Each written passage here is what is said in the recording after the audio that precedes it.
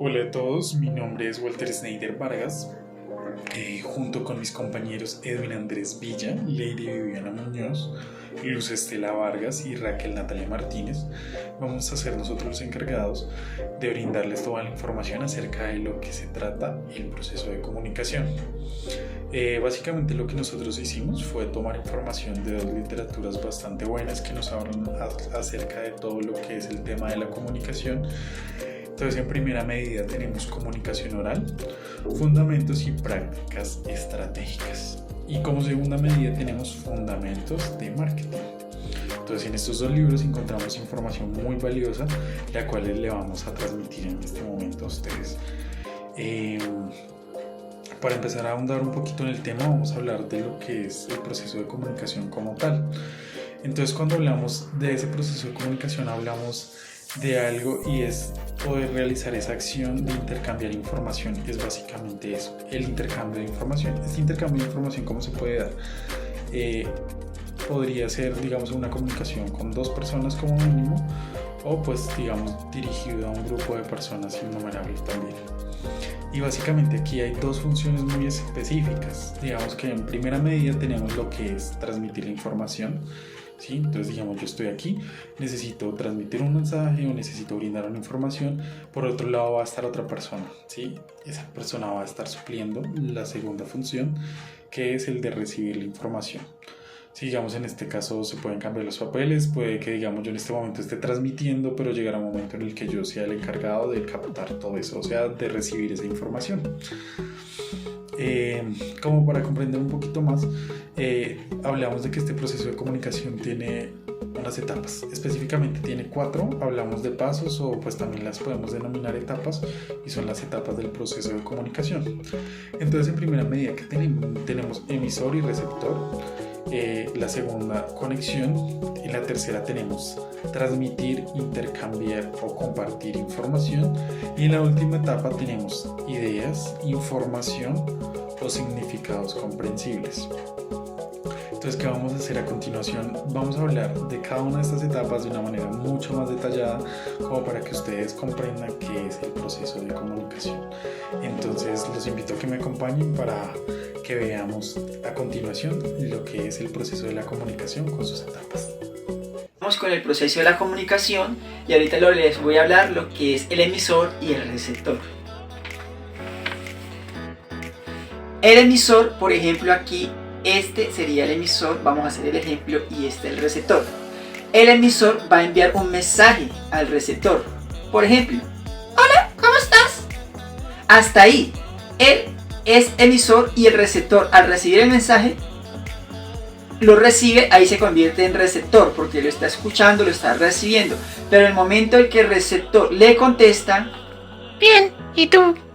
En ese momento el receptor se convierte en emisor y el que era emisor se convierte en receptor porque está escuchando y está recibiendo el mensaje. Muchas gracias. Ahora vamos a hablar lo que es conexión. Entonces, ¿qué es la conexión?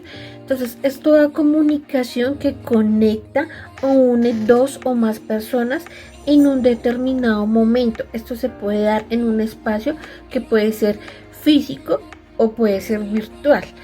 Entonces, en la conexión hay diferentes formas.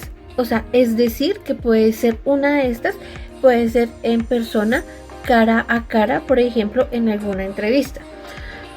Otra puede ser a distancia, por ejemplo, así como lo estamos haciendo nosotros de una manera virtual, que nos comunicamos, nos conectamos a distancia. Y también otro ejemplo puede ser por medio de mensajes de correos electrónicos, mensajes instantáneos como de Facebook, WhatsApp, todo lo de redes sociales. Otra forma de conexión puede ser la impersonal, y esta se da mediante programas de televisión o programas de radio. Entonces, esta es cuando un presentador de algún programa, entonces lo que hace es que transmite un mensaje a una audiencia determinada, y esto se hace a miles de personas. Otro componente o fase importante que ocurre en el proceso de comunicación es transmitir, intercambiar o compartir. cuando se entabla una comunicación, se transmite, se intercambia o se comparte un mensaje.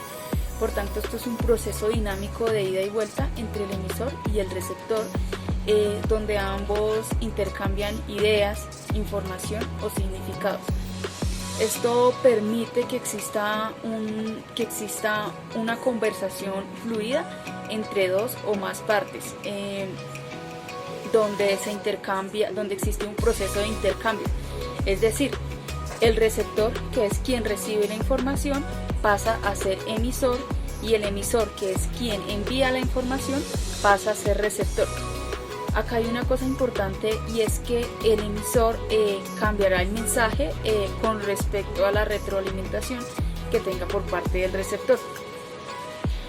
Por otro lado, podemos encontrar que simplemente puede ser una transmisión del emisor al receptor, como lo podemos ver en programas de radio y televisión, donde no hay un proceso de intercambio, pero sí podemos encontrar que se transmite una información.